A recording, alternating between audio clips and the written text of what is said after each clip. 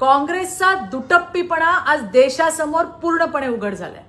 एकीकडे मंचावर महिला सशक्तीकरणाच्या मोठमोठ्या गप्पा आणि दुसरीकडे जेव्हा महिलांना हक्क देण्याची वेळ येते तेव्हा इम्प्लिमेंटेशनच्या नावाखाली अडथळे निर्माण केले जातात.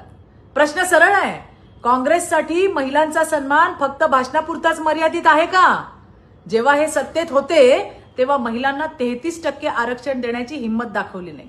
आणि आज जेव्हा प्रधानमंत्री नरेंद्र मोदीजींच्या नेतृत्वात हा ऐतिहासिक निर्णयाला विरोध केला, हा फक्त विरोध नाहीये, हा महिलांच्या अधिकारांविरुद्ध उभं राहण्याचा उघड प्रकार आहे.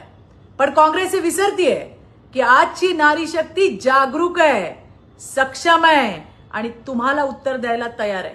अरे मोदीजींनी आमच्या तोंडापर्यंत घास आणला होता, तो तुम्ही हिसकावलात.